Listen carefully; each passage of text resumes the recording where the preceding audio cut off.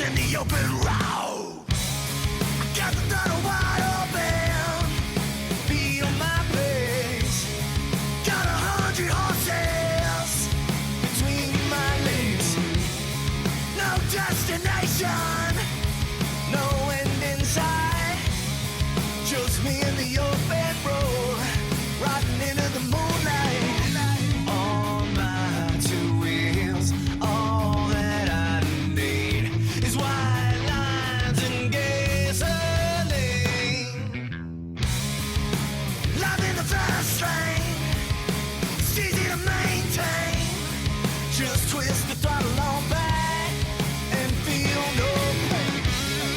From the open highways, backwoods of the country, where live free or die is the only way. On my two wheels, all that I need is white lines and gasoline.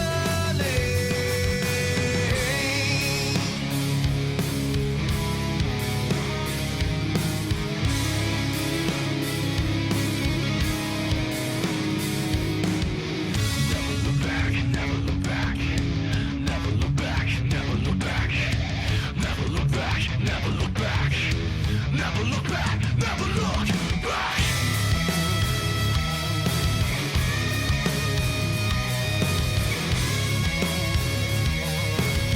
White lines and gasoline.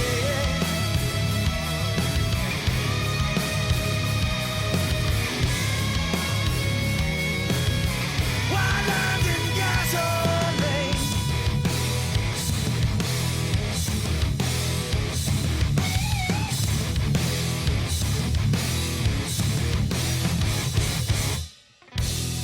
Two wheels in the open road, life and death in my own hands. I am my own justice, I am my own man. I never look behind through all that I have seen. 'Cause all I need is white lines of gasoline, white lines of gasoline, white lines of gasoline, white lines of gasoline.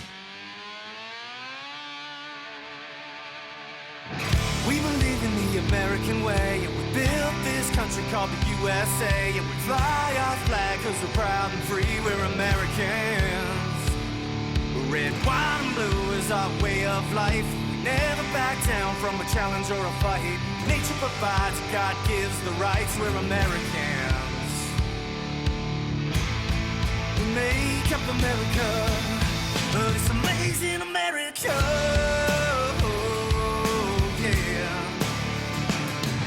We fish the waters and we hunt the lands. We forge the steel with our own two hands. With what we've got, we do the best we can. We're Americans.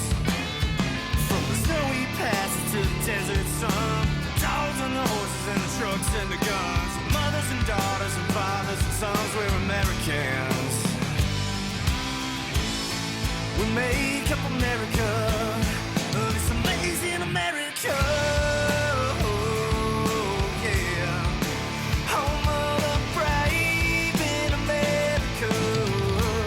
We're an amazing America.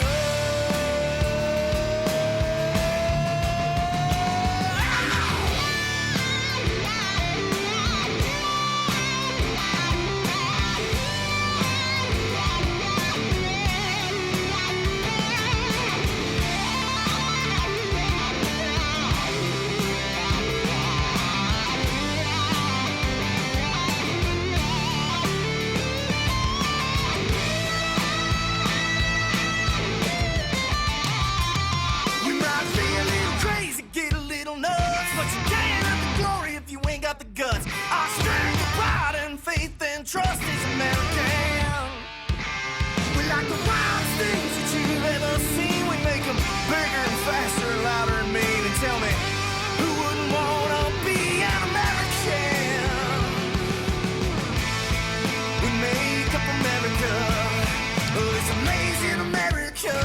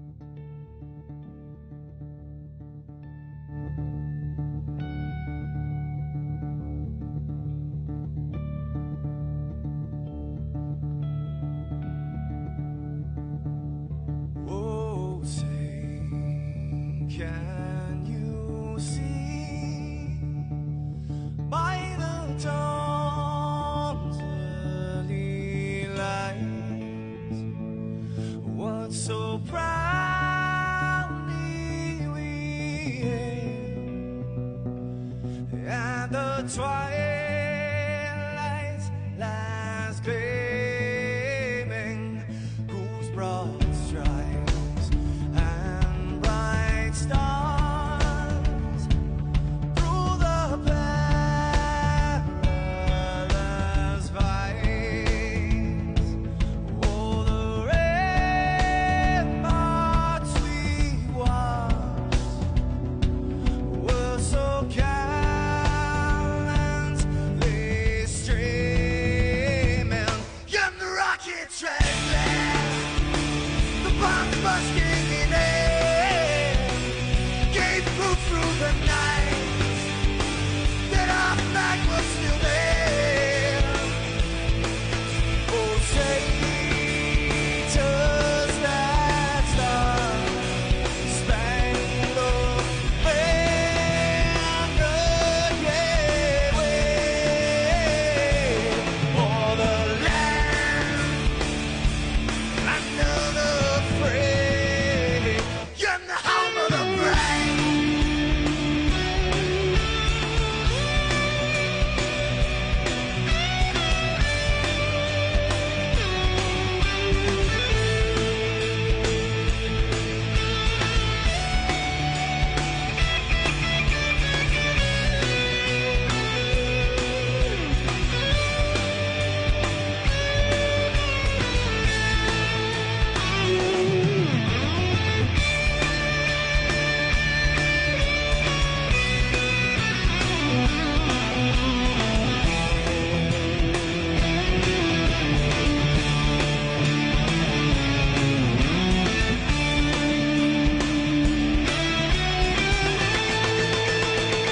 Because we are the brave.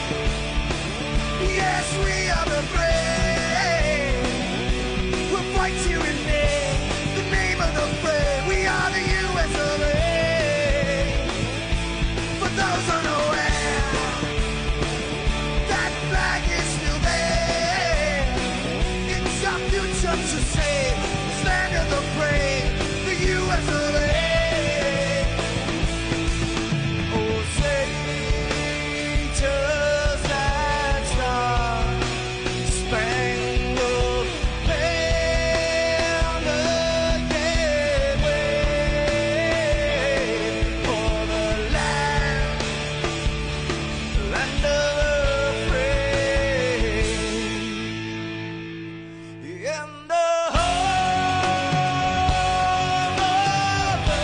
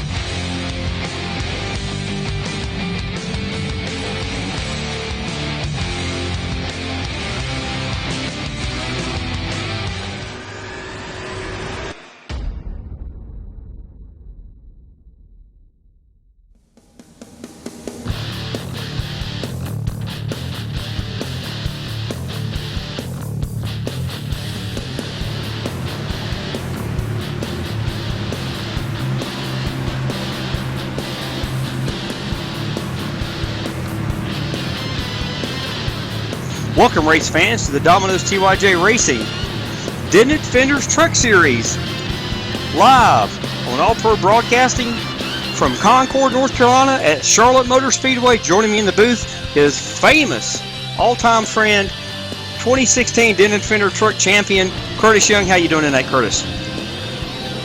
Pretty good as always, Robert. Round 12 here tonight at Charlotte. Pretty familiar track for pretty much everybody here in the field. Charlotte comes with the base subscription in iRacing, so everybody has some laps on it, whether it be the 1.5 mile oval that we'll be at tonight or the Legends Oval. But yeah, with that said, we'll go over our top 10 standings as it sits right now through 11 races, and that would be the number 51 of James Ross is on top right now. He's got 372 points. Only 10 races ran out of the 11 so far, so pretty good for him to be sitting on top with one race less than a lot of these other guys.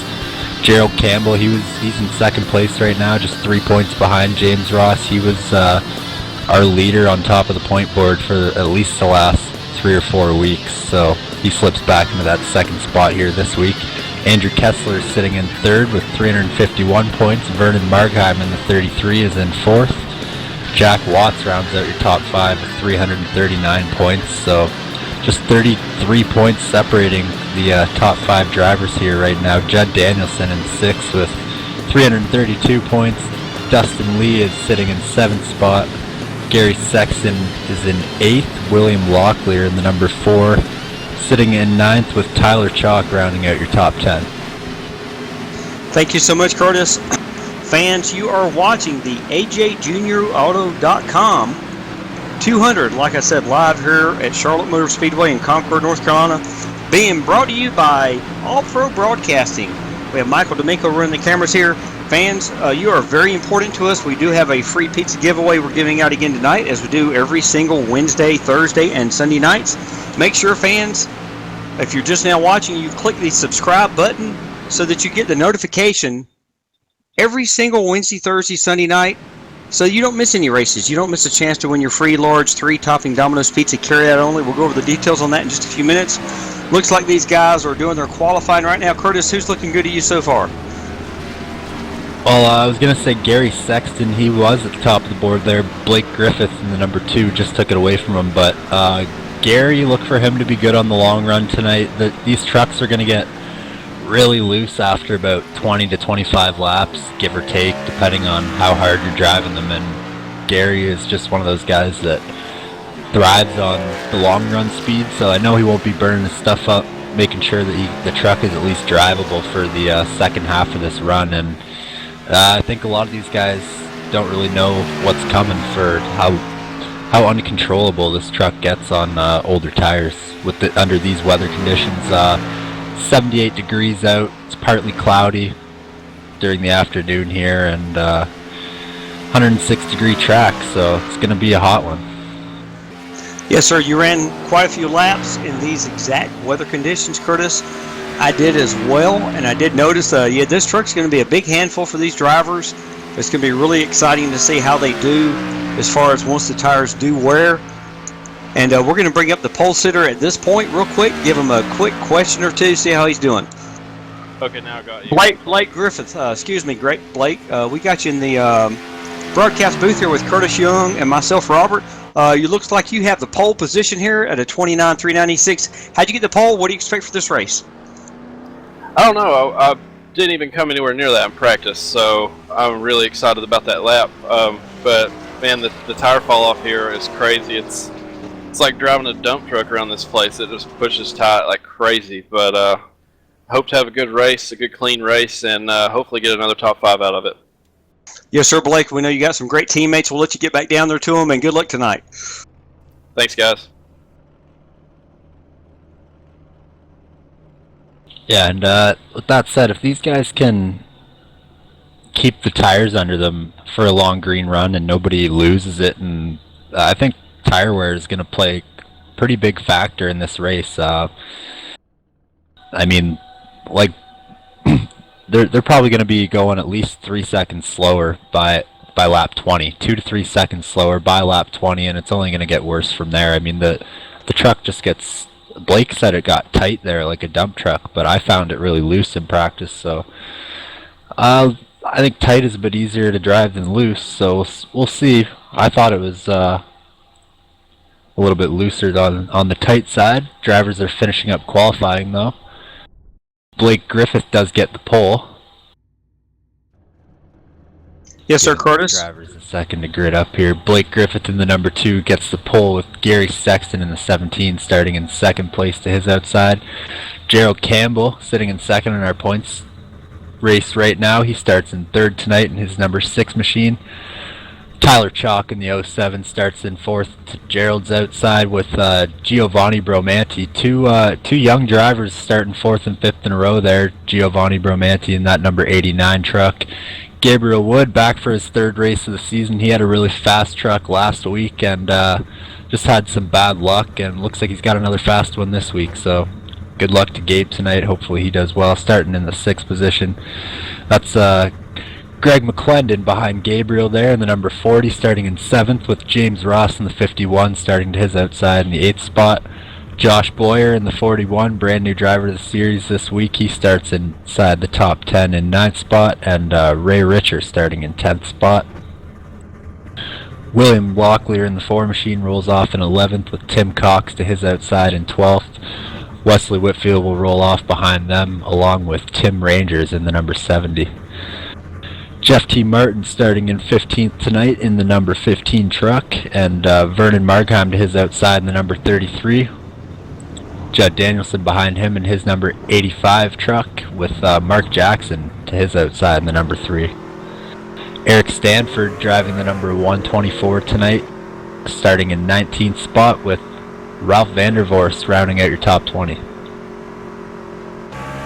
Andrew Kessler in the number 98 machine will start just outside that top 20 in 21st spot. Chad Payne in 22nd. Gene Collum 23rd.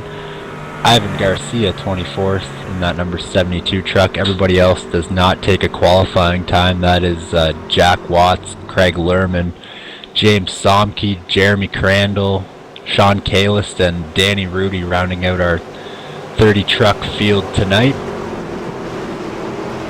I appreciate that, Curtis. I tell you what, you are watching the AJ Junior Auto.com 200 from Charlotte. Curtis, I'm going to let you take this start of the race. AJAutoJunior.com. Great quality used cars at great prices. Pace car pulls off for the first time tonight. Blake Griffith gets ready to go. There he goes. Blake Griffith gets a good start on that inside lane. Gary Sexton, not the best start there on the outside lane for him. Gerald Campbell's inside him as they head down into turn 1. And Tyler Chalk files into that 4th position. Giovanni Bromanti and Gabriel Wood side by side for that 5th position. Actually looks like Gabriel slides back just a little bit there. Yes, and these guys are already mixing up. Curtis going into turn 3 and 4 on lap number 1. Obviously, it definitely looks like the leader for this first lap is going to be the number 2 of Blake Griffith. They're fighting side by side behind him, a couple spots back. Looks like we have Gary Sexton and Tyler Chalk side by side here for 4th position. Yeah, Gabriel Wood made that crossover move on Bromanti, got below him. Looks like he's getting clear out of turn 2. Gabriel Wood grabs onto that 5th position behind James, or the 6th position, sorry, behind James Ross there. And these guys just looking to get single filed out, maybe save some tires at the beginning of this run. That would be a great, yes sir, Curtis, that would be a great idea. Like you said earlier in the broadcast, these tires and these trucks in this weather condition, they do fall off quite a bit. So single file running in the first part of this race, the first stint, it's going to be the driver who can save their equipment up front and early who's going to have the advantage later in the run. Don't you agree, Curtis?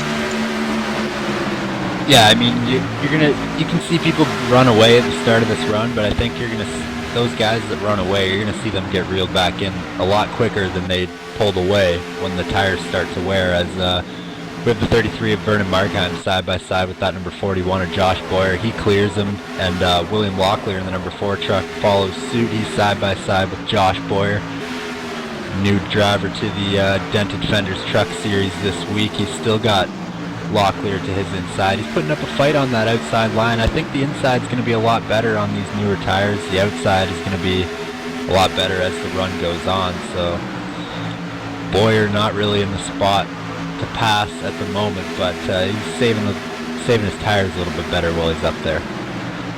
Yes, sir, that's a great point there. Some of these drivers early on, like you just mentioned, Josh Boyer is a brand new member of the Dominus TYJ Racing League. He's in that Top Golf number 41. Takes a page right out of my book in that Silverado. He's having a great run so far, but I would not be surprised if he's not saving his tires. He has let 2, 3, maybe 4 trucks get by him. Right now, the 85 of Judd Danielson, that Domino's, oh yes, we did, 85 Silverado's getting by him on the low side, but I think you're right, Curtis. The low side is going to be the best groove with these brand new tires. Yeah, and Josh Boyer, he's losing a lot of spots right now. He was up there with Vernon Margheim in 11th spot, and he slid back to that 16th spot. He just got passed by Eric Stanford, sliding back to 17th spot. This is his first race of the series, though. He's trying to gain some of these guys' respect here in that Top Golf Chevrolet Silverado. So look for him to just make some laps tonight. Maybe not just looking to be there at the end. Yes, sir, Curtis. We got another battle up front here. We are looking at the Gary Sexton truck. He is in number 17 in 5th position. Quick shout out for you racing fans. Gary is driving that Motor Sims Racing Magazine Domino's TYJ Top Shelf number 17 Silverado. We're going to have a very exciting race this weekend on Saturday night. We're not hosting it, but we will have 3 of our best drivers in that race. It's called the League of League Races, fans. Make sure you search that on YouTube. Gary Sexton will be in that race, as well as Ryan A. Hill and Gary and one other driver. Gary is sporting his paint job for that race this coming Saturday night. He's one of our best drivers in the series. Tonight he's having a good run, and he's got a great looking paint job on his truck tonight, Curtis. And it looks like Gerald Campbell is reeling in that top spot truck of Blake Griffith. He's brought it down to 10th each of the last 2 laps, and pulling away from Tyler Chalk and James Ross behind them. I think James Ross is trying to get by that number 07 machine, but just not really wanting to burn his stuff up, so he's just waiting for that opportunity to open up. Yes, sir, Curtis. There it is, side by side, James Ross and Tyler Chalk heading down into turn number 1. James Ross on the bottom there, looking to get clear before they even hit turn 2, and he does, so move James Ross up to that 3rd position. And I think these guys still got about 10 laps on these tires before they start to get real bad, so the guys that did do a lot of practice, I think it's really going to show, because they're saving their stuff. These guys up front right now, they might not have done a lot of practice, and they don't know what's coming, so we'll see. I'm sure James Ross really knows what's coming, so anybody that's running too much faster than him, I think they're gonna have some problems. But Gerald Campbell almost looks to the bottom of Blake Griffith there, and now James Ross gets inside. So James Ross, I just said he's trying to save his stuff and lay back a little bit there. He's moved up to that 2nd position. He's getting by Gerald Campbell there. He'll be almost clear by the time they hit that start-finish line, and he's inside Blake Griffith as well, so James Ross just chugging along there on that inside lane. I'll tell you what, Can't even use the entire track, and he's still making passes on these guys, so tires may be starting to wear a little bit. James Ross is always one of those guys who's really good on the long run, so yeah, I'll tell you what, stuff up too badly yet. Yes, sir, Curtis. That was a great explanation of what just happened. And I think Curtis James in that Coca-Cola number 51 Toyota Tundra saved his tires for the first 5 laps, maybe. And he made a big charge there, got around 3rd place, 2nd place, and now he's up to 1st here. And here comes Gabriel Wood up to that 4th position. He makes the pass on Tyler Chalk, as well as I'm not sure who that other truck is there, actually. I can't make it out, but Gabriel Wood's making passes as well, and Gerald Campbell and Blake Griffith are side by side in front of him, so unless he wants to go 3 wide, not really anywhere to go right now. We'll see what he does as they head down into turn 1. See if one of these guys can get clear and give Gabriel the lane to follow through. It looks like Griffith is going to get the run off the top, and Gabriel Wood is going to make it 3 wide going into turn number 3. No, he's not. He's not quite underneath of that number 6 machine of Gerald Campbell there, sorry about that. And He does get the run on Gerald Campbell now. Campbell throws a little bit of a block. He leaves the room though now. I don't know if Gabriel Wood gave him a little bit of room there or not, but it looked like he was underneath him, and that number 6 machine at Gerald Campbell might have threw a little bit of a block. So lap 15, a little bit early to be blocking if that was the case, but might not have been the case. But some close racing there nonetheless. James Ross pulling away a little bit, up to half a second in front of Blake Griffith, and as Gerald Campbell gets the run below that number 2 machine. Yeah, I tell you what, Curtis, you raced many races in these trucks last year in 2016, our inaugural season at Domino's TYJ Racing. I'm going to pick your brain real quick, Curtis. You did win many races, including, I'm sure, one here at Charlotte. These trucks, the tires go away, and I've driven this track many times myself, but you're the expert, Curtis. You're the champion for 2016. Isn't it true that the leader in the fast trucks, they're able to manage when they get out of the gas going into the corner and back onto the gas coming out of the corner, the best that can manage their tires and get the best run off the corner every lap? Yeah, it's really just all about hitting your marks consistently, not really trying to not put too much more wheel than you need to turn the truck, trying to not burn them up too much, and yeah, just really trying to keep the tires under you for as long as you can, and keep the speed, the overall speed, rather than the hot lap speed right at the beginning of the run. But we got a great battle here. Blake Griffith is side by side with Gerald Campbell. Gary Sexton side by side with Gabriel Wood. That's a battle for 2nd through 5th. So throw those 4 under a blanket. They're getting a little bit loose coming off the corner too. I've seen Gerald Campbell's back end step out twice now coming off of turn 2.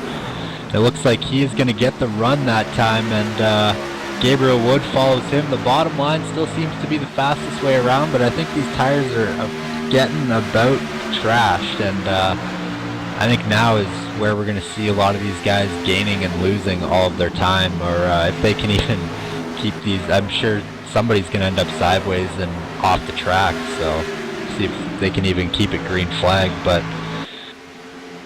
yeah, I tell you what, Curtis, it does look like James Ross picked up where he left off last week.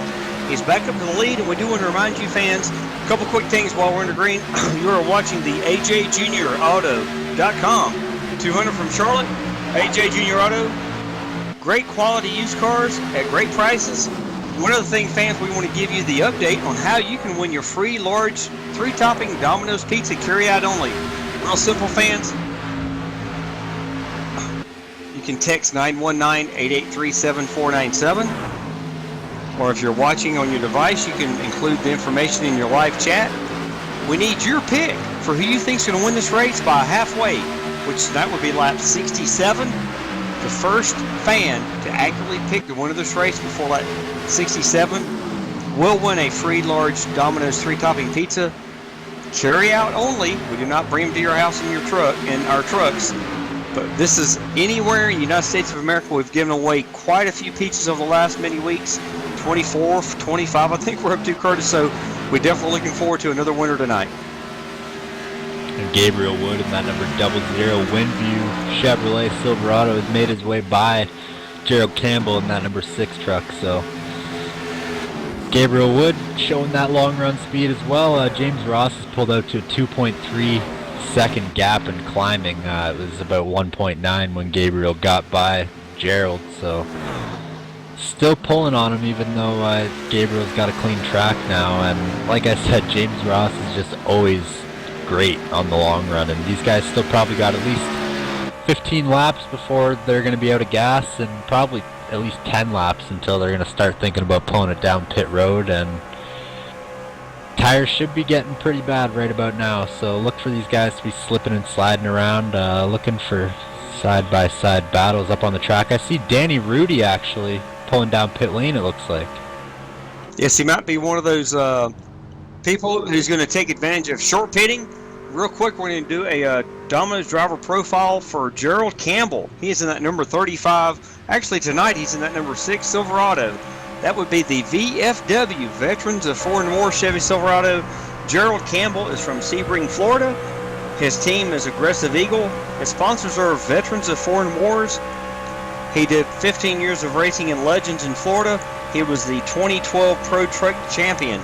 And fans, we give all the credit, thanks to all of veterans, past, current, and future. And we'll love to see these kind of paint schemes. Make sure you tune in next Wednesday night. We're going to be having a retro paint job truck race at Rockingham, fans. You do not want to miss that. And side by side, Jeremy Crandall and Josh Boyer. Looks like Crandall's going to clear him before they even hit turn 1, but Craig Lerman ahead of Jeremy Crandall in that number 73. Craig Lerman in that 77 Shell Chevrolet Silverado. He made the pass on Josh Boyer, so both of those trucks get by. And behind them we got a battle as well. Looks like Ray Richer and Wesley Whitfield actually. Ray Richer in the number 44 on the bottom of the track, Wesley Whitfield in the 71 on the top. They're side by side battling for the 15th, the 15th and 16th position there. So it looks like Wesley Whitfield gets it that time at the stripe. Outside line might be coming into play though, because he gets the run coming off of turn 2 on Ray Richer off of the top.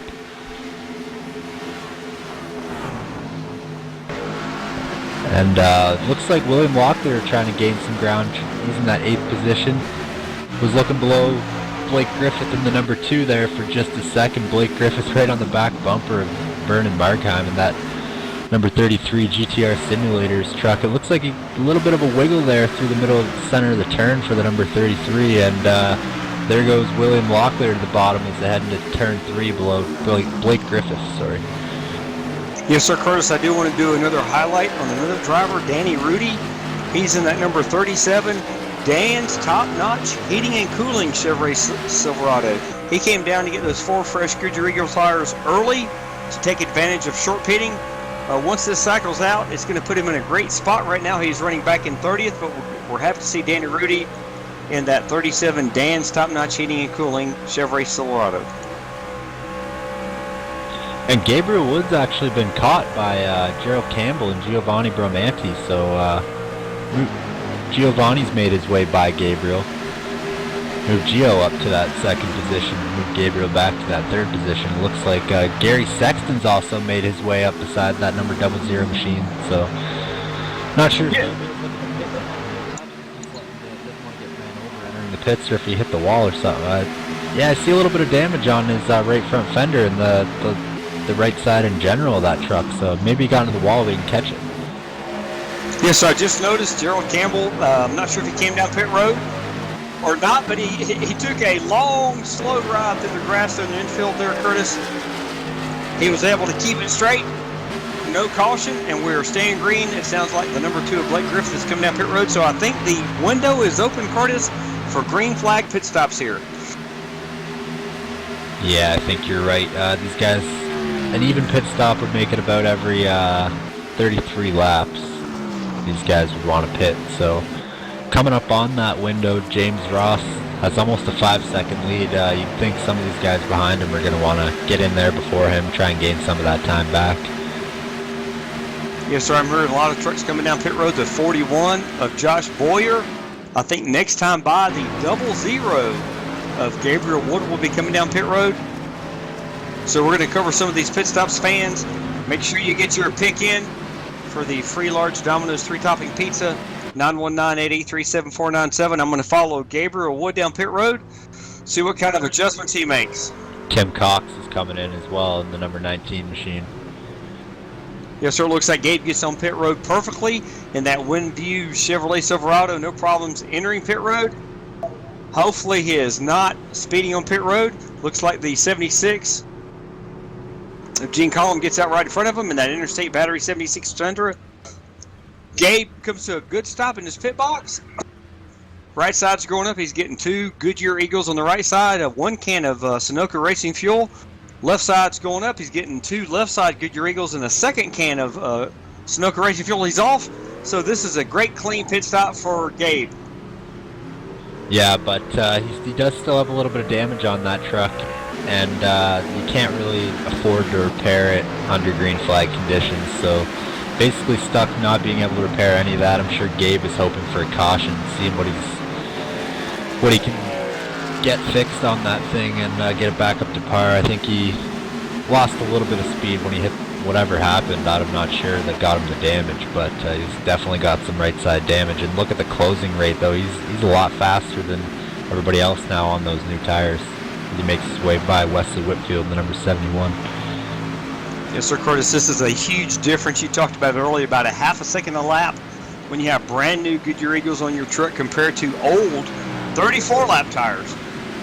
So we got lots of guys pitting, lots of guys coming out with brand new tires, a closing rate. Gary heading down pit lane, and as well as Vernon Margheim. Looks like they both get it down to speed in time. Gary Sexton stayed out just a little bit longer than everybody else to try and lead a lap. Mark Jackson's still out there on the track, as well as Tyler Chalk and Eric Stanford, Jeremy Crandall, Craig Lerman, Ray Richard, Jack Watts, all yet to pit, I do believe, as well as Wesley Whitfield. We still have quite a few guys that have not pit, so if a caution were to fly right at this moment, that would change things up quite a bit. Giovanni Bromanti cycles into the lead for this current moment, but he is coming down pit lane right now, so he gets that lap led. William Locklear following him down. Mark Jackson stays out on the track with Tyler Chalk, so cycled Mark Jackson and Tyler Chalk to the top two positions.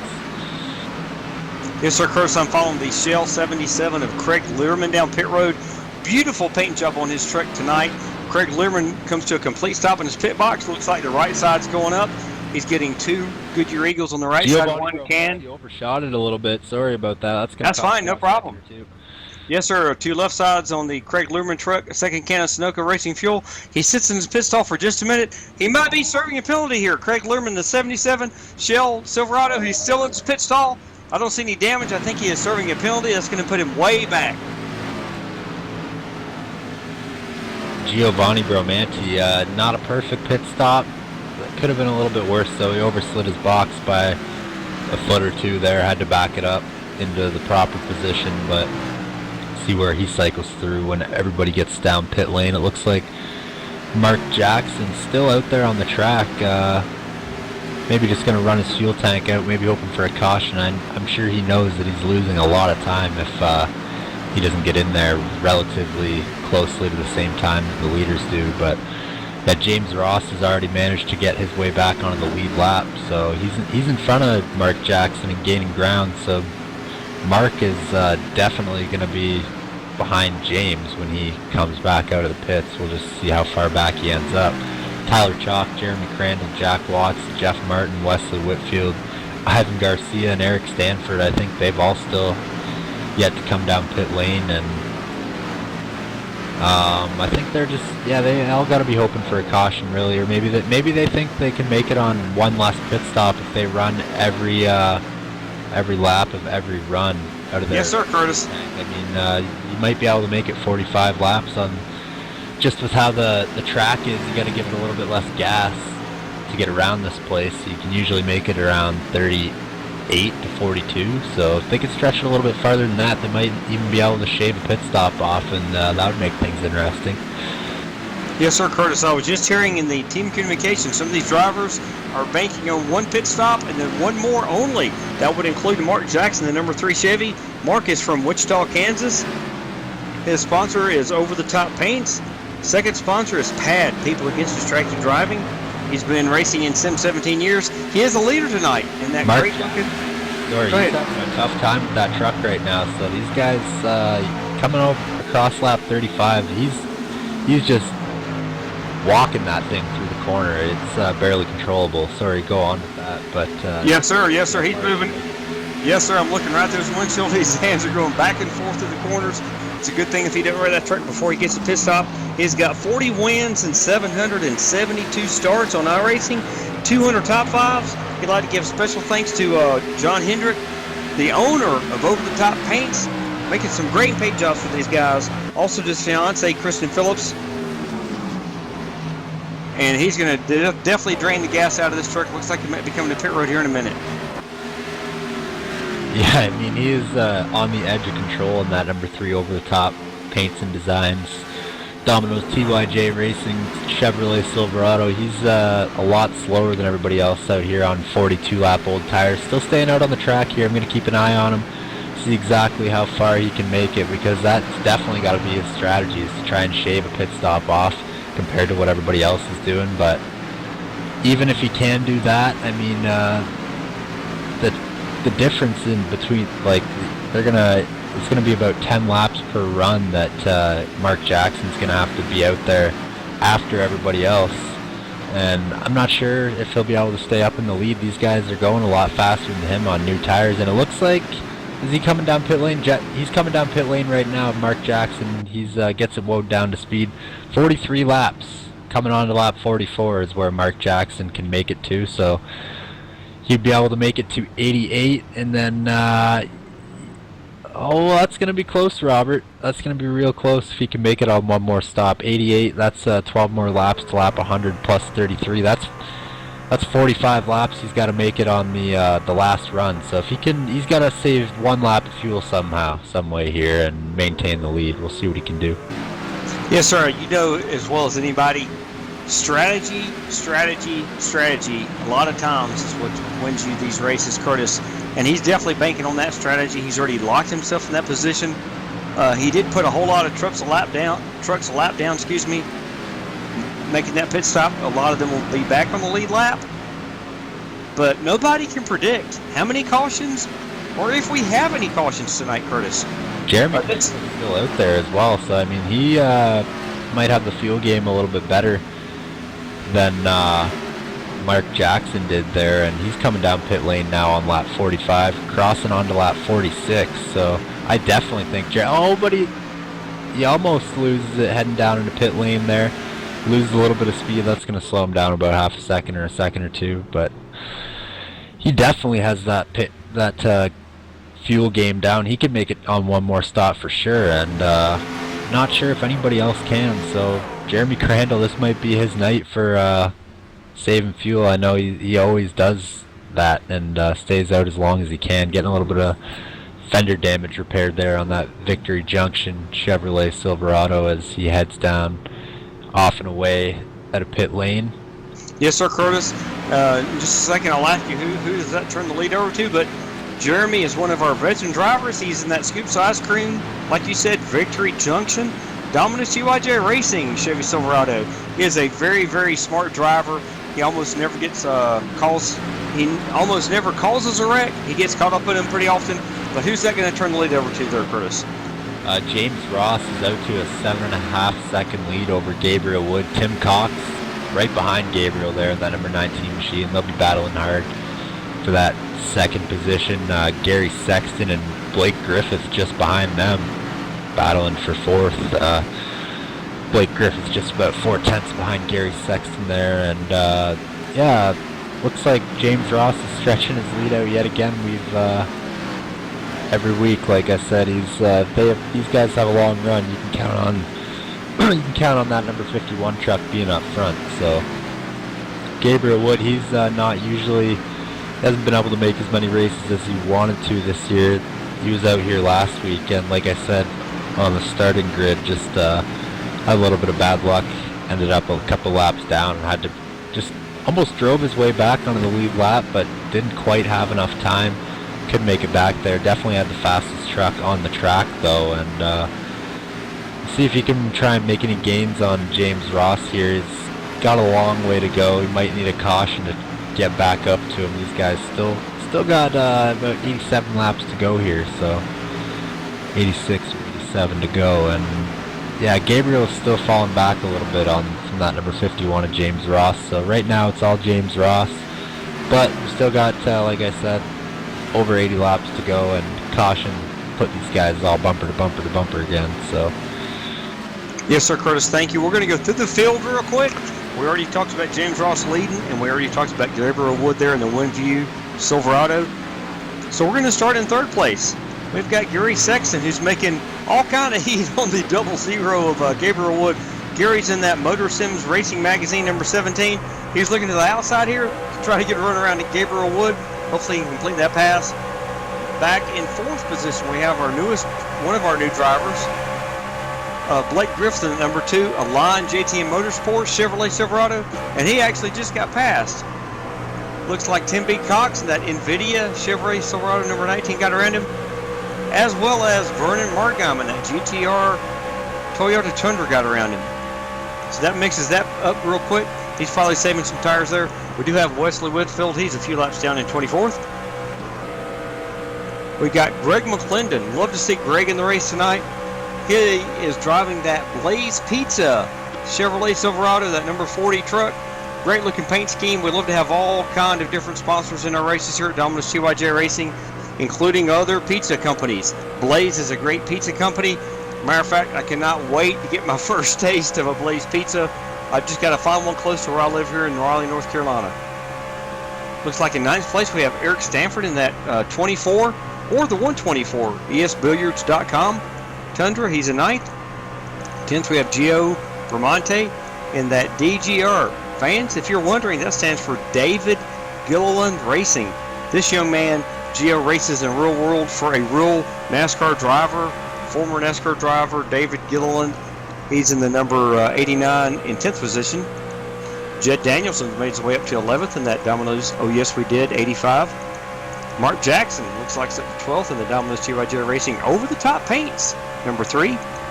Ray Richer is up to the 13th position, that number 44 Chevy Silverado. And we have in 14th position our newest driver, Top Golf, Josh Boyer, 41. As he does looks like a couple drivers get around him again. Looks like Gerald Campbell got around him in that VFW, veteran of Ford and Wars Chevrolet Silverado, talked about him earlier. And Ralph Vandervorst, I hadn't talked about him much tonight. He's actually a lap down, I think, in 27th, but he is racing that Bismarck State College Line Workers Program Chevy Silverado. He's having a great run, and he's got a great paint job on that truck. Go ahead, Curtis, what's happening in front? James Ross has pulled out to almost a 10-second lead over everybody else. Gary Sexton 9.6 seconds back, but taking a look at the biggest movers on the night so far, and it looks like Vernon Margheim taking it right now. He's qualified in the 16th spot. He's up to 3rd. As well as Eric Stanford, he's moved up 10 spots. Started in 19th, he's up to 9th, and a couple other guys that have gained 6 or 7 spots. That's William Locklear, started in the 11th spot up to 4th. Tim Cox in that 19 started 12th, and he's up to 6th. Judd Danielson started in 17th up to 11th. So these guys all moving up. Decent amount of spots, and looks like Judd Danielson and Mark Jackson side by side now for that 11th position. Yes, sir. So we have great racing all over the track. Hopefully, I'm sure Judd and Mark will keep it straight. Hopefully, they won't have any dented fenders once the pass is completed. Wanted to go back a little bit further back in the field to highlight a few other drivers who are having a good learning experience, is the way I want to put it here, Curtis. Sean Kalist is a relatively new driver. He's driving that Pennzoil Toyota Tundra. Team Penske, number 45. This is a great looking paint job. Sean Kalist has been part of our program here for about 2 months now. He has got a lot of great help. Of course, this truck in this weather condition is posing a lot of problems for a lot of drivers, but he's having a great run tonight. And right behind him, we got another great driver, Tim Rangers. He's actually in 17th place as they're going to go 3 wide going down the backstretch. Timmons in the Line Motorsports Chevrolet Silverado. Sean makes the smart move, gets out of it to let the 70 and the 66 get by him. Not to mention the 15. Haven't talked about Jeff T. Martin much tonight. He's in that over-top paints, 8-top Gamers Call of Duty Chevrolet Silverado. So we got racing all over the track here, even in the back of the field. And I'm watching Giovanni Bromanti right now in the number 89.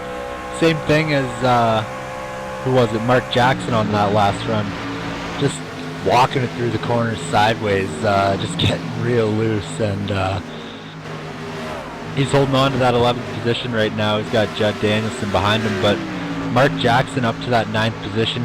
He's 17 seconds behind the leader, but he's on a different pit strategy, so we'll see how it works out for him. He's gained about 5 seconds since he did pit and came back out, and everybody else pretty much on schedule to pit within the next 5 to 10 laps. Mark Jackson not scheduled to come down pit lane again until around lap 88 or 89, 90 region, so as well as that number 73 of Jeremy Crandall on that strategy. He's back in the 22nd position, 1 lap down as we speak though, so we'll see if he can at least get his lap back doing that strategy. Mark Jackson though, he's looking below Eric Stanford in the number 124 for that 8th position, as Stanford gets to caution is out. We'll see what happens there. There's 3 wide on going into turn. William Locklear up and away.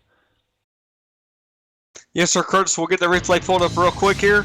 I do want to remind the fans before we do that, you have got about 6 laps to get your pick in for the free pizza.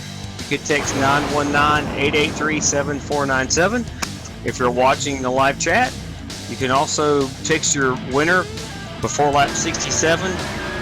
You will win a free large 3-topping Domino's pizza. Yes, sir, Curtis, on that replay. I was looking here about the 76 of Gene Collin was up in the wall. He was very slow. And he was wide right behind him, and there's just nothing those guys could do. Wesley Whitfield had nowhere to go. He's going to drive right into the back of the number 76 if he didn't turn down and hook the 4 into the wall. And William Locklear just goes for a wild ride. Yes, sir. I'm looking at that replay, and I tell you what, that was unfortunate. 76 did everything he could to stay up against the wall, which is a really smart move. And once the 3 wide came by him, 71, the 4, they just got together. Unfortunate incident there. And yeah. Curtis, really the wrong place for those guys to be 3 wide, or the wrong time, I guess. Anyway, I'm sure they would have been all right if the 76 wasn't up into the wall. So just the wrong time for the 76 to get into the wall, and not much those guys could do. So I'm sure everybody going to come down pit lane now. This really messes up Mark Jackson's pit strategy, though. yes, it does. And we are going to take this brief moment of caution to go over our first pit stop. Our first commercial break, fans. You are watching the ajjunior.com.auto.com 200 live on All Pro Broadcasting. Make sure you click the subscribe button.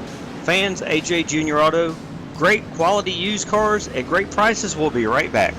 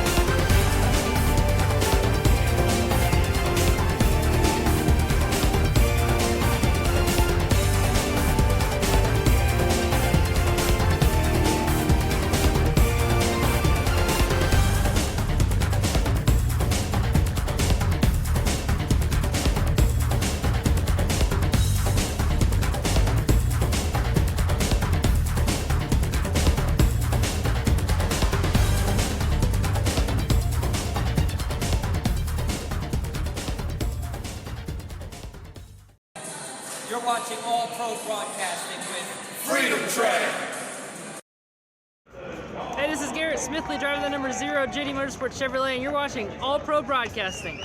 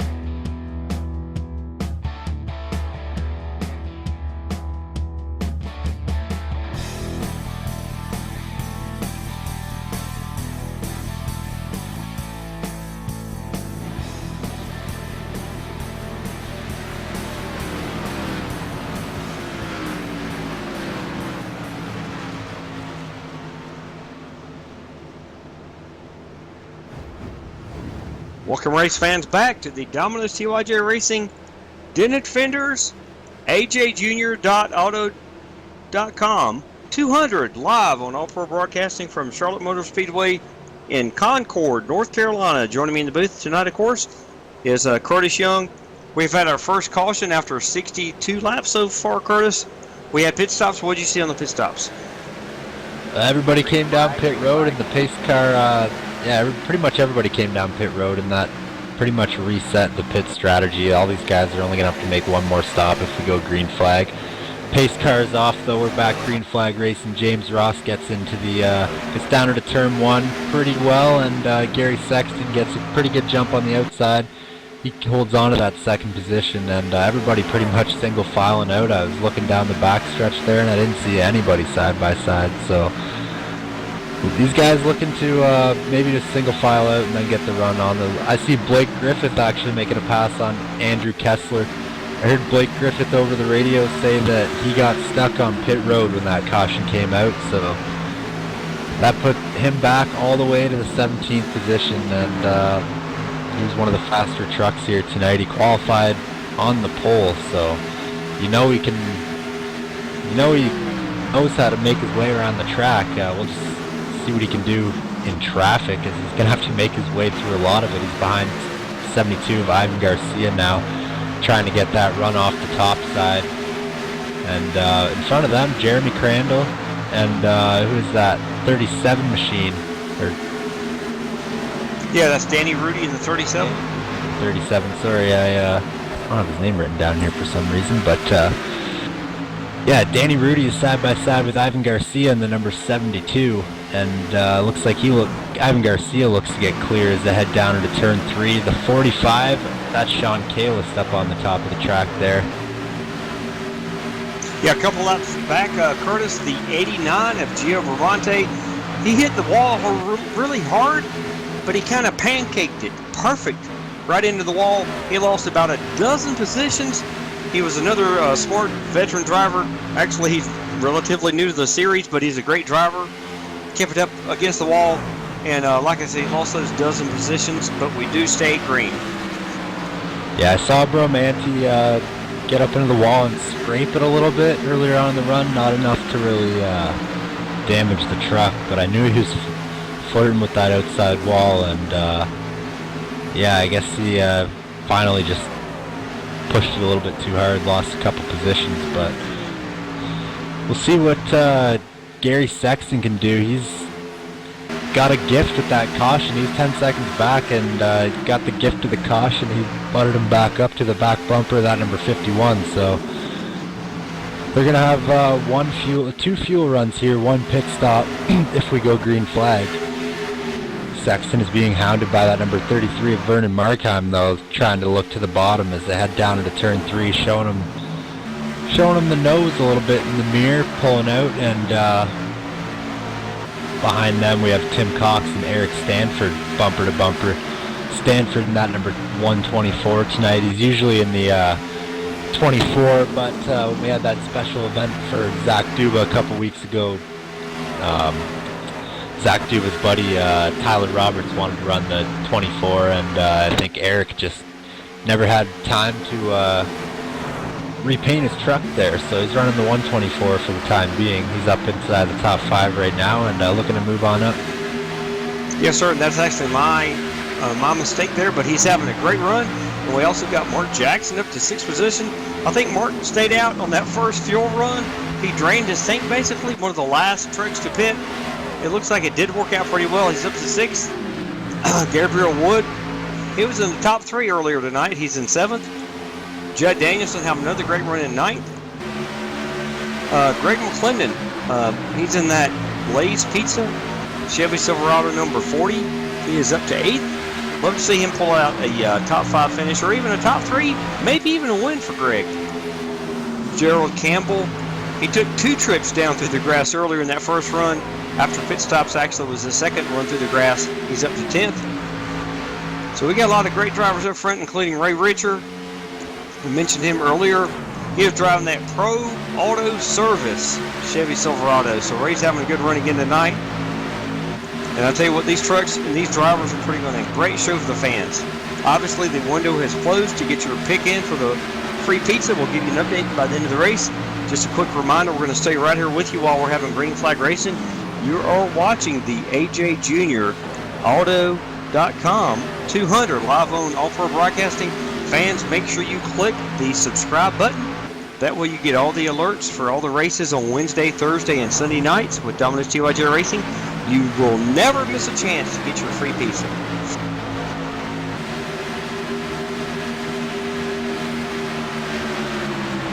Looks like Ray Richards trying to make a move right now to the inside of the number 15. That would be Jeff T. Martin in 17th. For the time being, Ray is going to wait, conserve his tires a little bit longer, and let Jeff T. Martin maintain his position there.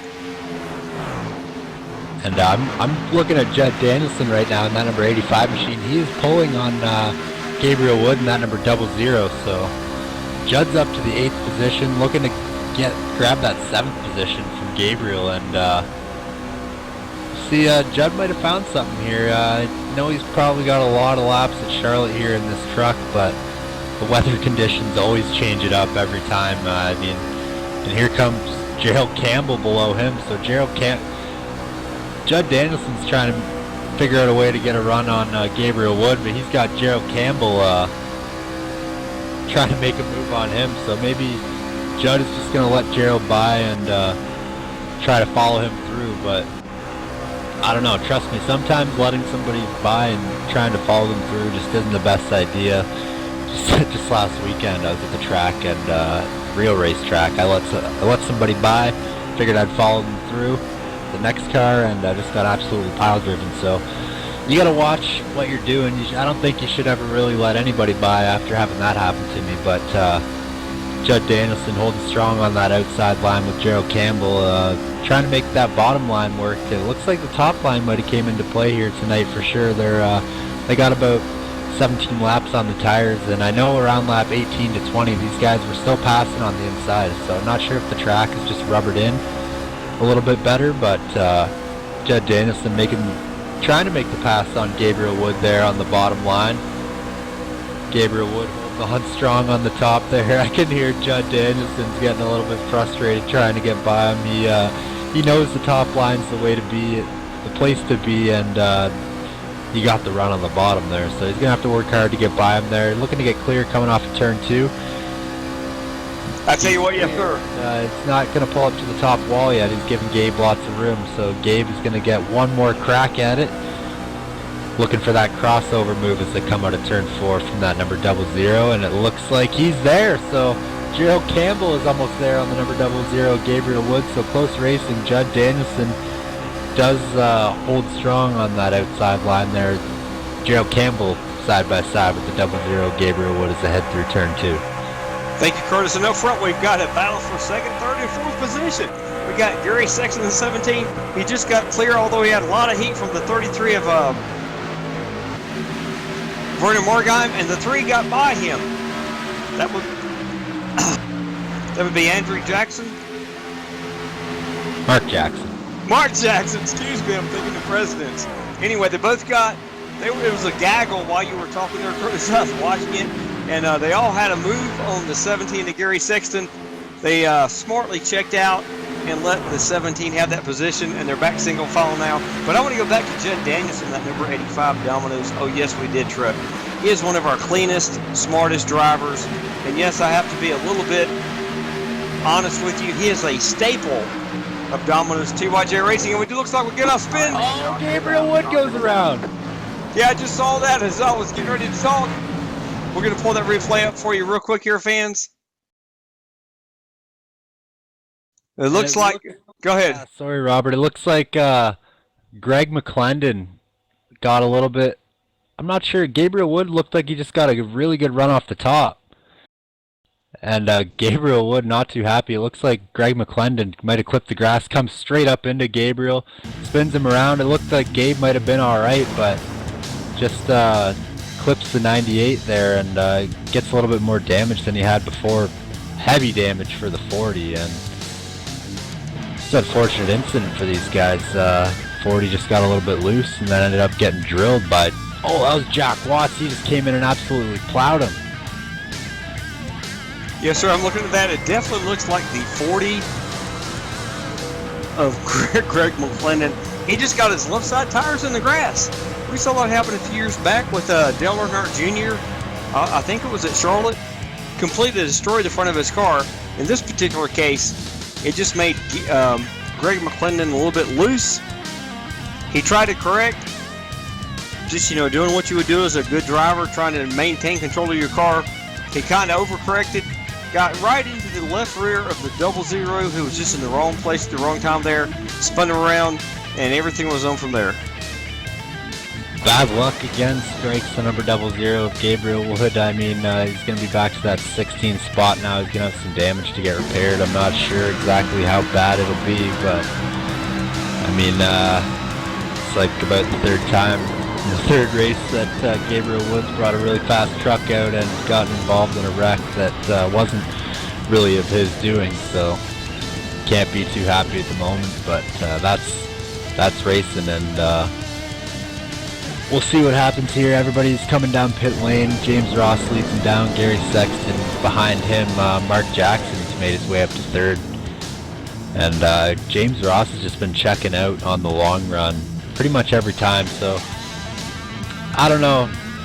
As of right now, I'm going to say the only way anybody can beat James Ross is late race caution. And they basically make him pit or they make him stay out, having old tires, and other people get to pit and start right behind him and they get by him. So I don't know, it's a tough call. I mean, I've been in James' spot where you just lead the race by so far by like 5 seconds, 10 seconds for the entire race, and then there's a caution, 5-10 laps to go, and you just get basically screwed out of the win. So nothing's guaranteed. James Ross is the fastest truck here tonight. Fastest truck doesn't always win though, so still got about 50 laps to go, it looks like here.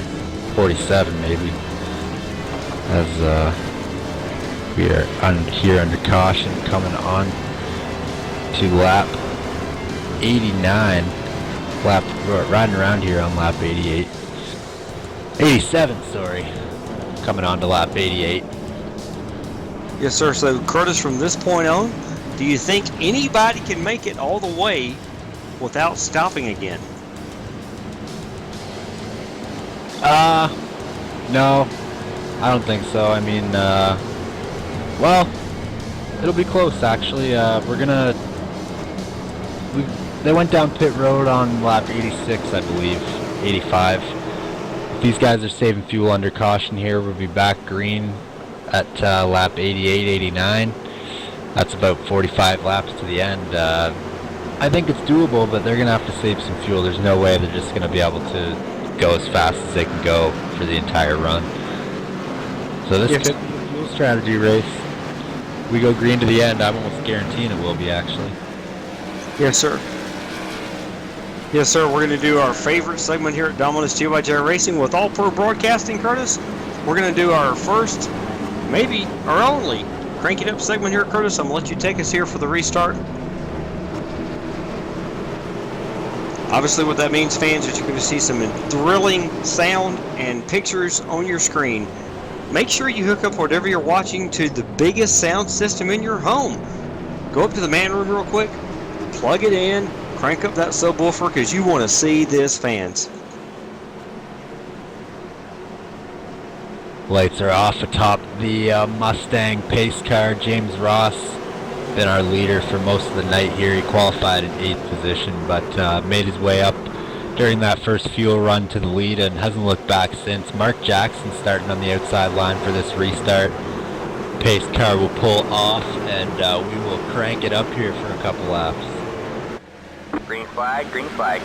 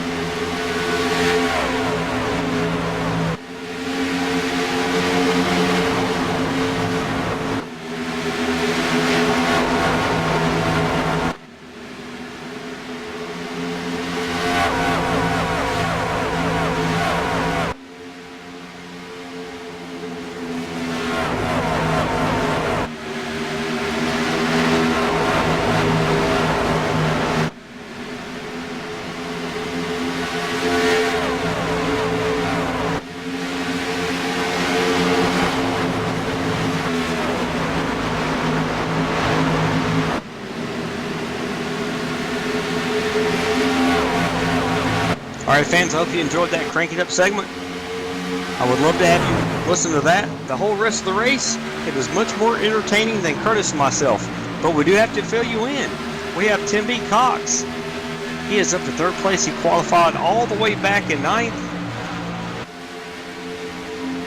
Yeah, and I noticed Mark Jackson actually slipped back to that 4th position on the restart there. He didn't really get the greatest of restarts, so he was started on that outside lane and lost the 2 positions to the 3rd and 5th place drivers. So slide him back to that 4th position with looks like Tim Cox having a strong run in front of him, and he's up to 3rd. Got Gary Sexton in front of him. There, James Ross still pulling away a little bit by a little bit though as this run goes on. Not sure if these guys, I know Gary Sexton's probably got a little bit of an extra gear than what he's probably been running most of the race. He's probably been in tire conservation mode most of this race. If it comes down to it, he might have something a little bit extra. That same can be said for Tim Cox and Mark Jackson. They're always pretty good at saving tires. So all these guys up front, always pretty much the tire savers. So now that they're all up front, it'll be interesting to see who's really, I think it's still all James Ross, but they're all nose to tail through the top 5 now. I think 4 and 5 are the best tire savers in this league. So we'll see who's got the best tire saving skills tonight.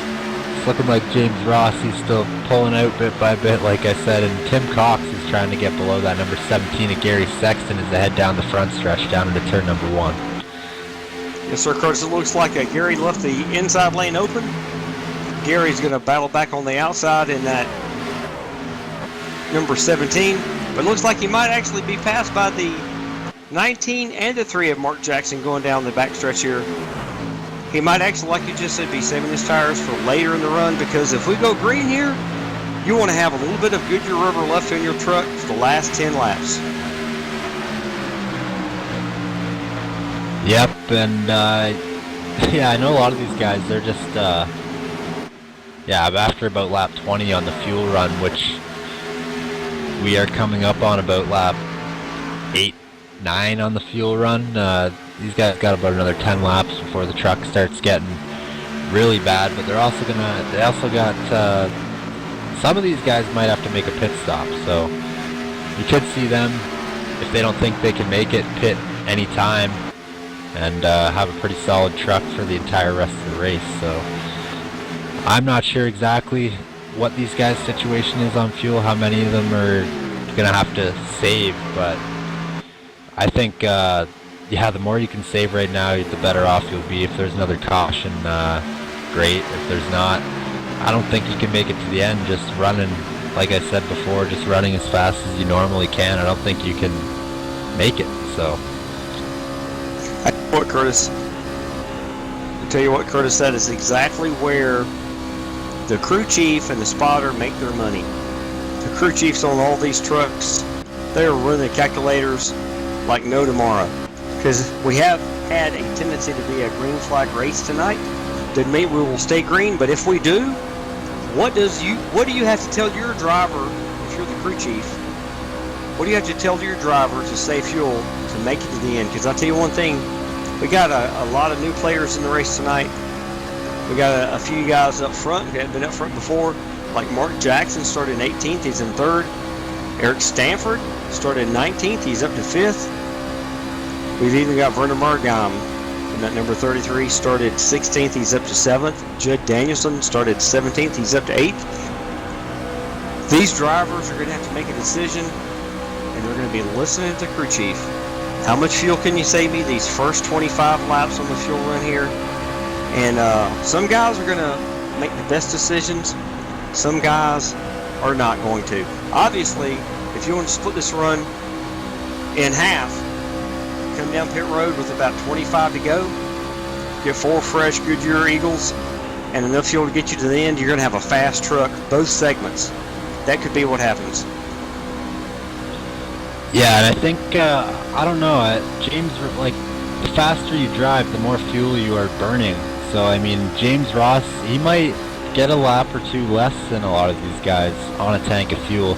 Mark Jackson, we saw him go 44 laps or 42 laps or whatever it was. I can't remember, but yeah, like it's going to be really close. I think if James Ross is going to have to pit though, he's going to leave it till the last second. With that, these couple cautions that we've had, he doesn't want to get caught way back in the field or a lap down, so he's probably going to leave it right until he's about to run out, maybe 5 laps before he's going to run out, so that he can try and gain a little bit of that time that he's going to lose. Tim Cox is pushing it hard behind him though to try and catch up in that number 19 machine. He got loose coming off of turn 2 that last time, almost slapped that back end off the wall a little bit. He's got Mark Jackson putting pressure on him in that over-the-top paints and designs. The Gravedigger Chevrolet Silverado, so see what Mark Jackson can do here. He's like I said, he's probably I think he can go the longest out of anyone in this top 5 on fuel, so if anybody's got and Tim Cox, a little bit of a bobble coming off of turn 2 again, almost made contact with that number 3 of Mark Jackson.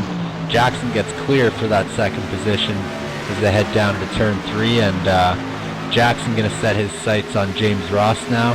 He's got a clean track in front of him, and Gary Sexton still just lurking about behind them, just a couple truck lengths back, probably saving a little bit of tires. And Judd Danielson's still holding on to that 8th spot. I see he's trying to make some gains on Vernon Margheim. He slipped back to the 7th spot. Vernon was running in 2nd or 3rd there. It looks like the tire run is just slid a little bit back. I didn't see if he had any little incidents that made him slide back a bit there, but in front of him, Gerald Campbell make good bounce back. He was in the every time I see Gerald Campbell, I notice his helmet there. Can we get a shot of Gerald Campbell inside the cockpit?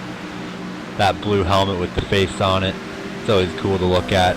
Gerald's made it back up to the 6th position. He was sliding through the grass a couple times there in that first fuel run, inside the first 60 laps. So about 45 laps later, and he's back up to that 6th position in his aggressive Eagle Chevrolet Silverado. So he's making his way by Eric Stanford right now, and I'm number 124 for the 5th position. Stanford must have had a problem coming off of that last corner, as he's getting freight trained by Campbell, Margheim, and Danielson right now. Yes, sir. I tell you what, Gerald Campbell, he is one of our very talented drivers. He does have one of the coolest helmets in iRacing, anywhere you've seen it. He has made his way back up to 6th position there. He's been in the grass at least 2 different times tonight that I've seen for sure, Curtis. He is driving that Veterans of Foreign Wars machine, and I tell you what, every single week, Curtis, he gives that truck or the car in Xfinity a great run for the money. I also want to talk real quick about Tim Cox. Tim Cox is in that number 19. Tim is driving that NVIDIA Chevrolet Silverado right now, as he's getting past, looks up by the 17 of Gary Sexton. But Tim Cox is from Charlotte, North Carolina. He is part of the Cross Continent Racing Team. Tim Cox's main sponsor is AJJuniorAuto.com. They are the sponsor of the race tonight. AJJuniorAuto.com. Great quality used cars at great prices in Charlotte. He has got an NIS Daytona 500 Open win, and he's got 4 NIS Open wins in 2016. Does Tim B. Cox. Great driver. Love to have him in the field here, and he's part of a great team, that Cross Continent Racing. James Ross pulling away on Mark Jackson there. He gained about 0.2 of a second that last time by. Looks like the real battle there is for 3rd and 4th between Gary Sexton and Tim Cox. Tim Cox right on the back bumper, that number 17 of Gary Sexton, heading down into turn number 3. I'll say both of those trucks are pretty good looking trucks, and a lot of these guys are heading down pit lane, so it doesn't, I don't know, a lot of these guys might not think they can make it. Yeah, I just heard the number 2 of Blake Griffin heading down pit road. So these trucks are making a decision quick and early in this race segment. They're going to come on down pit road. I'm going to follow Blake Griffin. He's in that number 2, Align JTM Motorsports. Great looking paint job. Again, Blake has only been with Dominus Georgia Racing for a couple of weeks now. He pulls into that pit stall perfectly. I think he's got to back it up.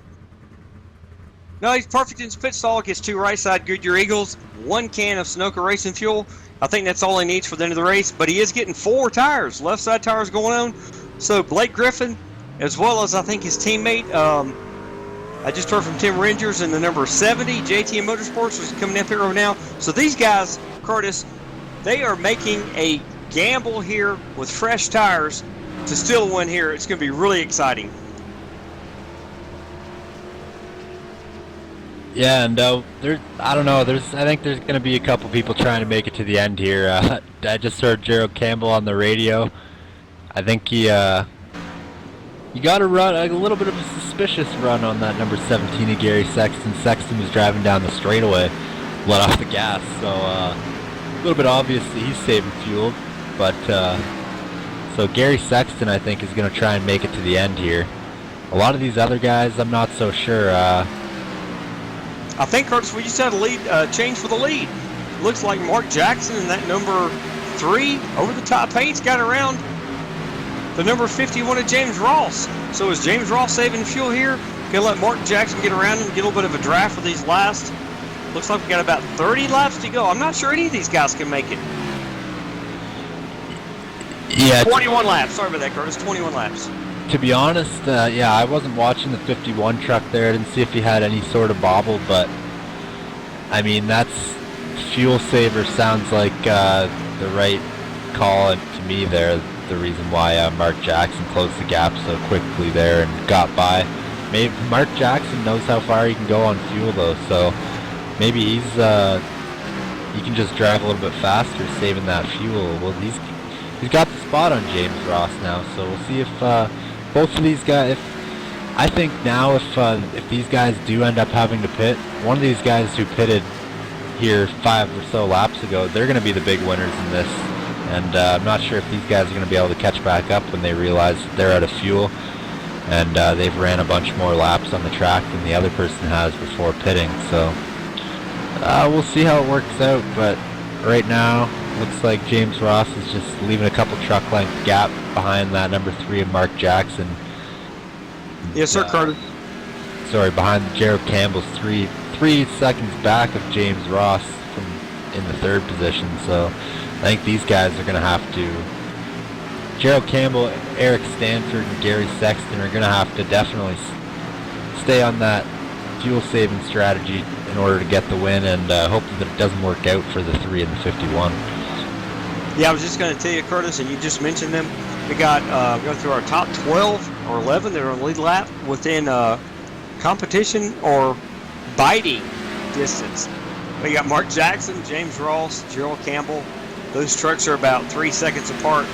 Eric Stanford, he's in 4th right now, 5 seconds back. We got Gary Sexton, that's 17. He is in 5th position, 5.6 back, 6.2 back. We got Tim B. Cox, I'm right on board with him in that NVIDIA number 19 Silverado. And he's letting these trucks with brand new tires go right by him.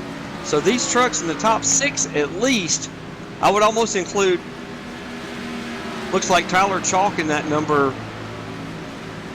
He's in 7th position in the 07. He's back there about 7 seconds back. So we got quite a few trucks here in the back of the on the lead lap, Curtis, that are going to try to do, I think, what everybody in front of them is trying to do: save fuel and make it to the end. And we got 15 to go here, I do believe, and it's going to be close. I think if they do run out, it's going to be within under 7 laps to go, I think, is when they're going to run out. So these guys can probably go at least another 10. All these guys that do believe they can make it to the end. I'm not sure if they can make it much farther than that, though, and that's really going to be the determining factor. And whether Mark Jackson, James Ross, or one of those guys who've been running up inside the top 5 get the win. I noticed Gary Sexton's fallen back to that 7th position, so I do believe he's saving quite a bit of fuel. Not going to be able to make it otherwise, and it's really just the whole rate. These guys, there's no way they can go flat out and make it to the end. So I'm just not sure who to call for the win now. I'm not so sure that it's James Ross's race to lose anymore. He's got to save fuel, and he's just can't win it on raw speed anymore. So we'll see what he can do. Okay, quick question for you, Curtis. Get your mathematician skills out. Who is the first truck driver tonight who just pitted, who is going to be fighting for that win with the new tires, with enough fuel to get to the end? Looks to me like it could be Blake Griffin, although he's 1 lap down now in 11th. I do believe everybody pretty much pitted and got tires at that last caution at lap 86 to 88, whatever it was. Went back green at lap 89, so everybody should pretty much be on a level playing field, minus if these guys were saving under caution. It all comes down to how well you can save fuel, I think. Everybody's on a level playing field, and it all is going to come down to whether these guys even thought of being able to make it on one run, whether they were saving or not, or what the fact, or what the determining factors were in that. So I'm just, yeah, it's hard to say who is saving fuel and when. So I'm really just not sure. James Ross has fallen back 1.6 seconds on Mark Jackson. He is definitely saving fuel. Yes, sir. And Vernon Margheim, the number 33, just got around the leader. Vernon Margheim had a comment on the radio there. He made his way around the leader. Noticed how slow they were going. Pretty much, I think, noticed their strategy to get to the end. And he said, "There's no way you guys can make it on fuel." So that's what the 33 machine thinks. Maybe he's having a good run, and he'll end up losing a few spots if all these guys can make it on fuel. So that was it. I mean, 33 wasn't going to be able to make it to the end. All these other guys, not so sure yet.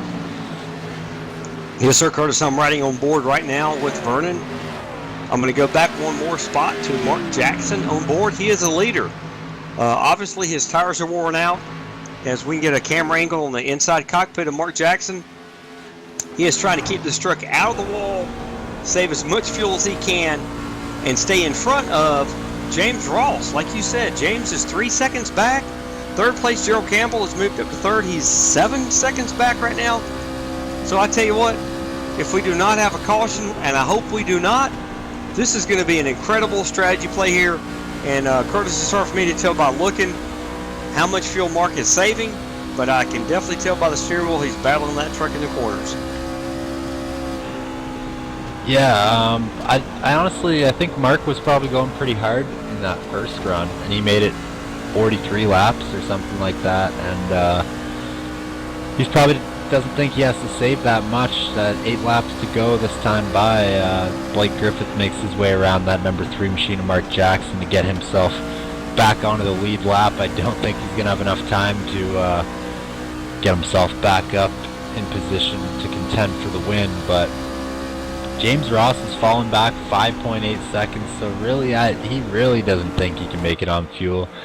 And yeah, Mark Jackson can't be saving any less fuel than James Ross is, so I'm not really, I just really don't know what's going to happen here in these next 7 laps.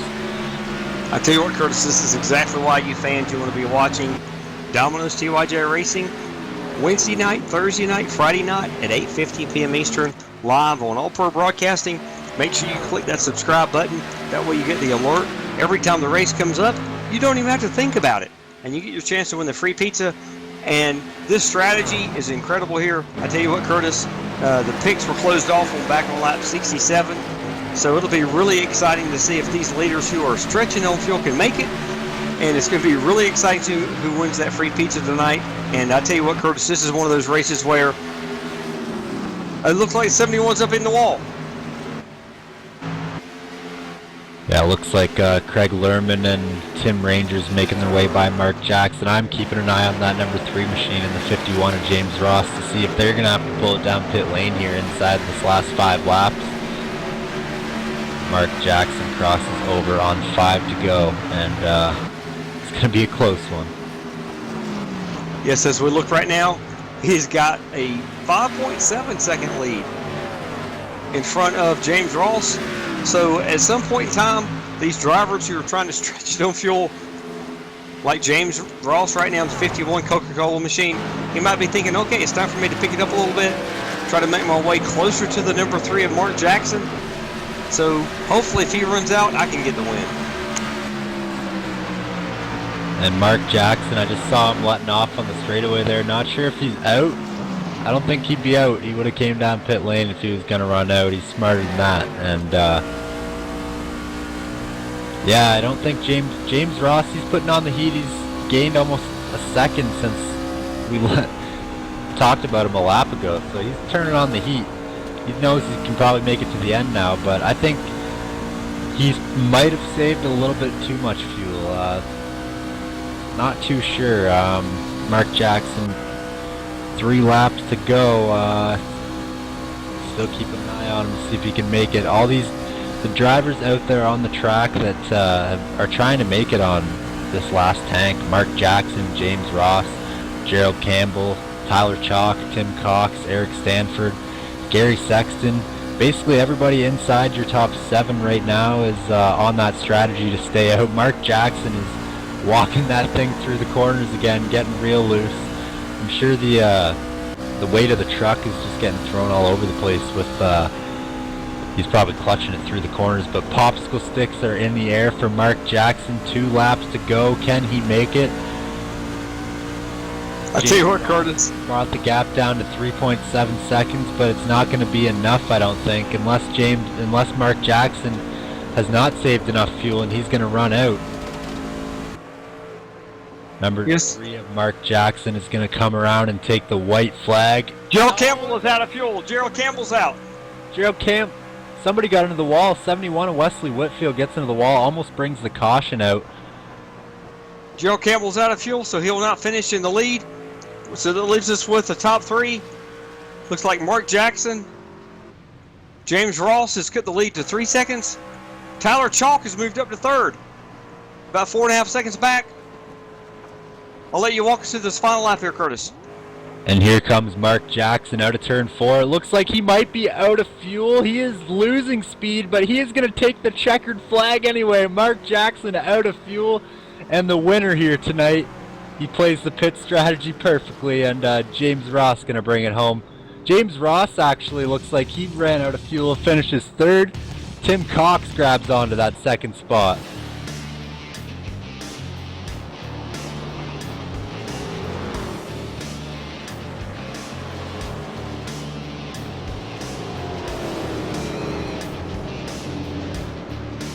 Yes, sir, Curtis. I tell you what, if you will take a couple of seconds here, maybe 15, 20, go through the the whole running order here tonight, if you don't mind, Curtis. I'll get these guys up here for the interview in just a minute.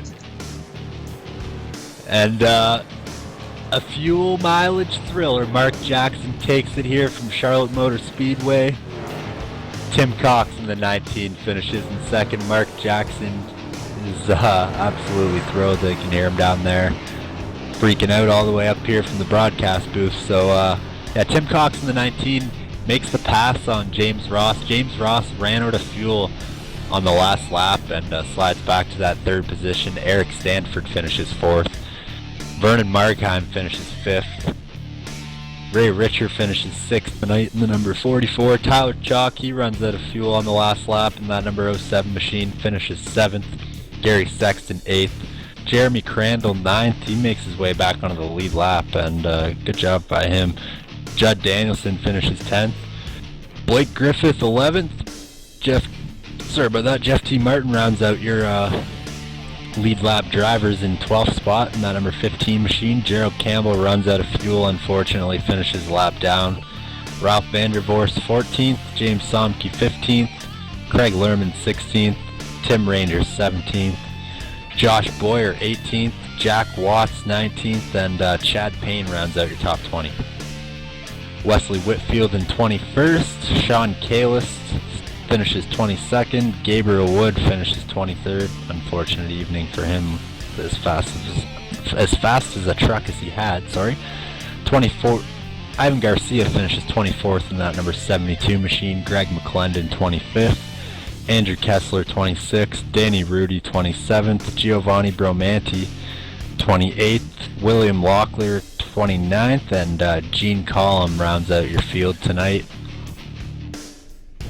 Gonna try try and get a hold of James Ross here, your third.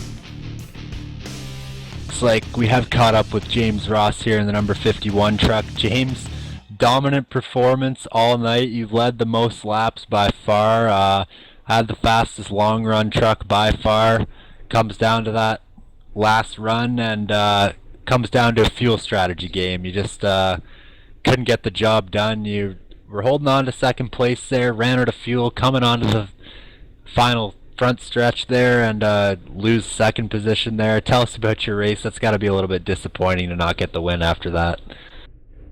No, I'm not gonna lie. We're disappointed. I don't know how Mark made his fuel last, because I know I was saving from the get-go, knowing somebody was going to take a shot at making this a fuel race after that last caution. So I don't know how he made it, because I thought we were saving a lot more than he was. But just disappointing.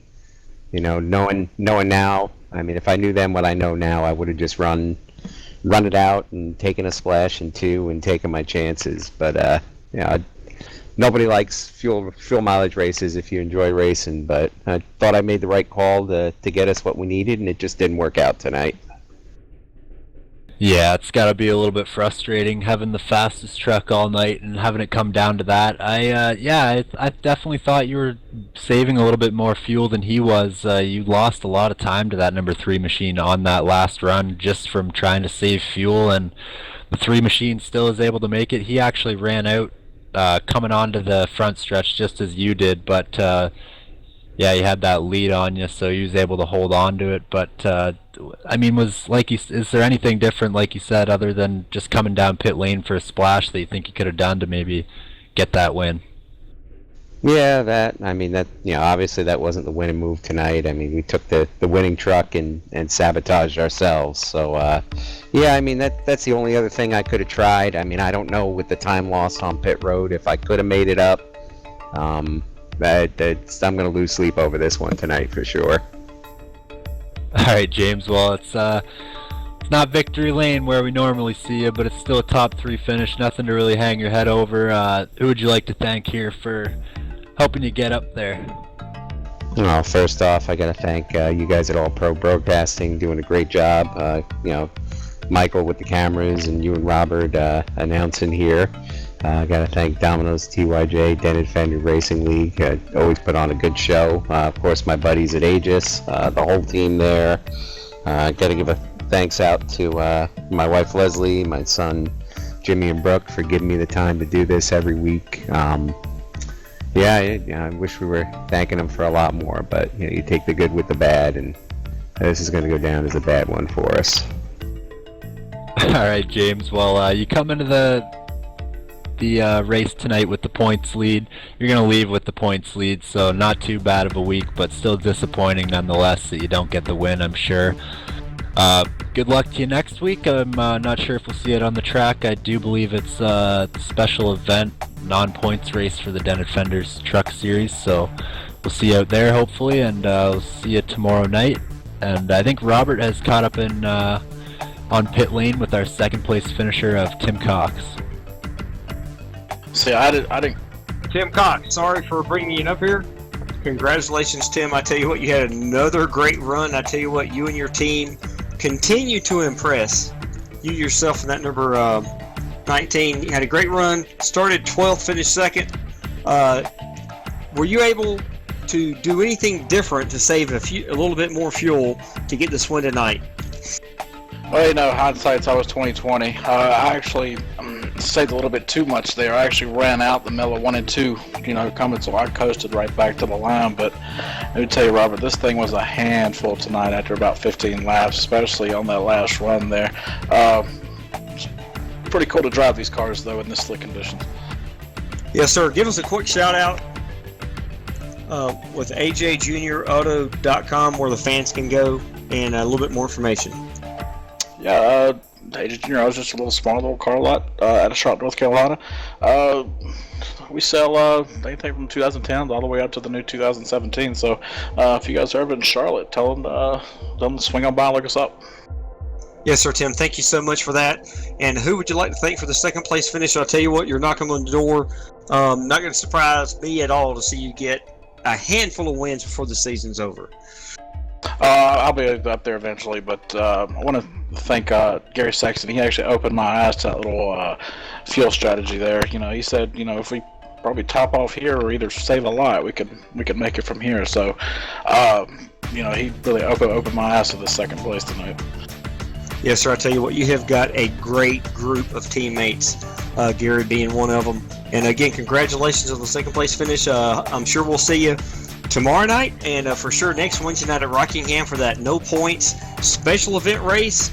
And we look to see you guys bring some serious old school paints. We'll love to see it. Yep, I'll see you guys there.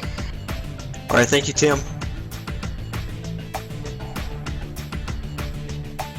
And I've caught up in victory lane here with number 3 of Mark Jackson, your winner here tonight. Mark, you rode in second or third for the majority of that race. Just didn't seem to have much for that 51 truck on the long run. Their caution flies around lap 86 to 88, and I think that played just into your favor because you've tried to play this pit strategy from the beginning where you run that fuel tank right out. So you pretty much had it down to a T, and you were able to get that, save a lot more fuel than the 51 and bring it home. Across the line, coasting without fuel, not even enough to do a burnout. Mark, tell us about your race.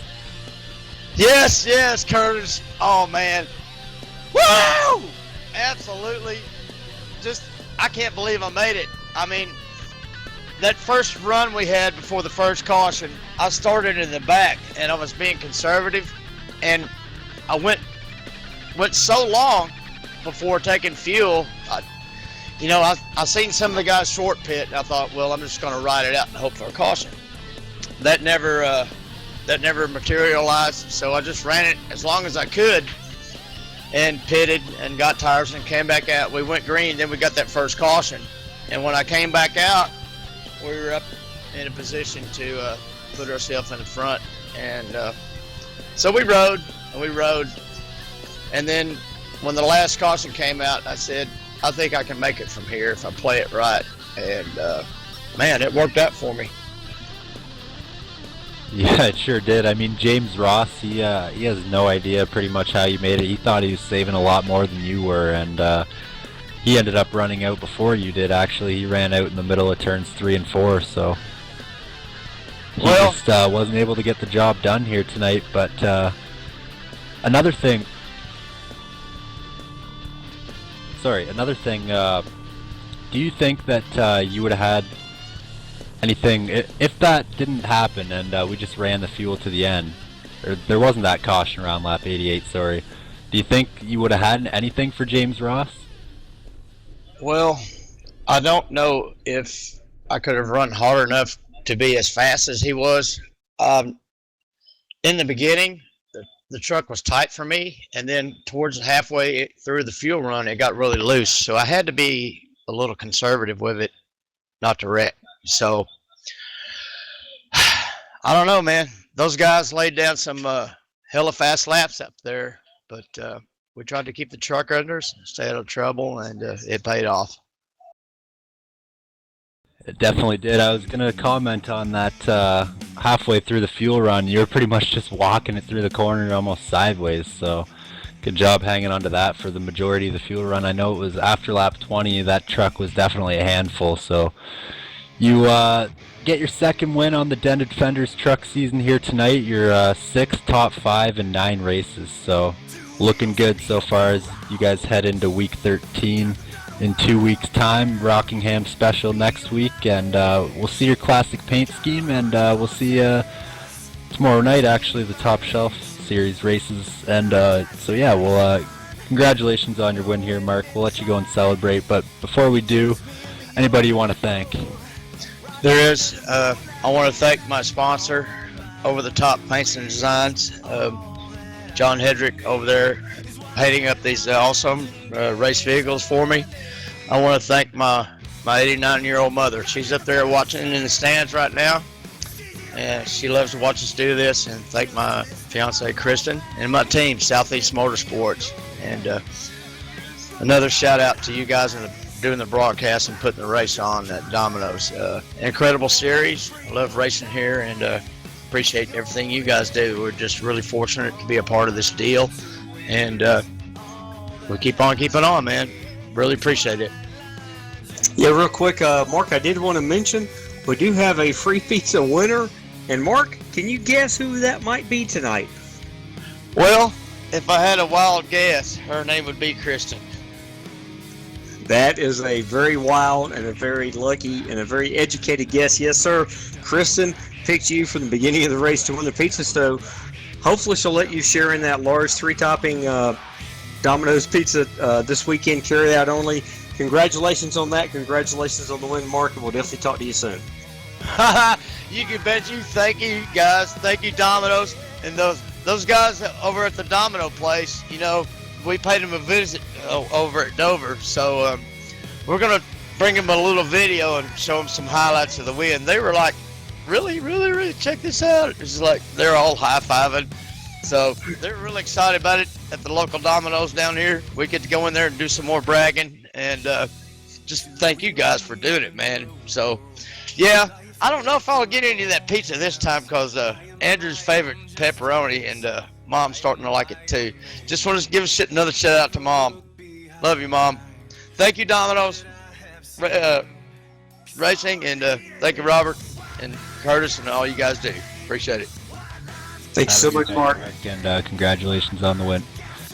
That was Mark Jackson, your winner. Very happy, and 89-year-old mother watching. That's a diehard race fan right there. So. Yes, sir, Curtis. What are your takeaways from the race tonight? It was a pretty good one. We went green flag until what was it, lap 60 or so there, and then we had a caution. Had about 1 or 2 more cautions after that, and came down to a fuel strategy game. So fastest truck didn't win here tonight, and. Yeah, it was just another good race here for the Dented Fenders Truck Series. Yes, sir, Curtis. It is not always the fastest truck, but it's the smartest team. I've said it before. I'll say it again. You got to have all of your factors perfect to win one of these races. Pit stops, strategy, crew chief calls, spotter calls. You got to have a great driver. You got to have a good fast truck. And I tell you what, thank you so much, Curtis, for being here. Again, fans, want to make sure you all click the subscribe button on All Pro Broadcasting. None of this would happen without Michael D'Amico with All Pro Broadcasting for the unbelievable camera angles. And again, like I said, once you click that subscribe button, you get the notification Wednesday night, Thursday night, Sunday night, and you get a chance to win the Free Lord's Pizza just like Kristen Phillips won it tonight. That is the fiance of Mark Jackson. Again, for Michael D'Amico, Curtis Young, this is Robert McFarland. You guys and ladies have a great night, and we'll see you again tomorrow night, 8:50 p.m. Eastern, for the Domino's TYJ Racing Top Shelf Race at Talladega. You do not want to miss it. Have a good night.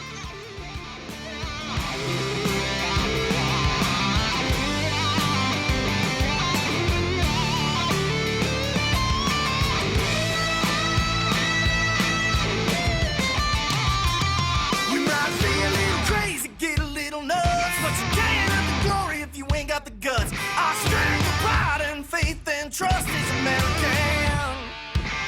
We like the wildest things that you've ever seen. We make them bigger and faster, louder and mean. And tell me, who wouldn't want to be an American? We make up America. Oh, it's amazing America.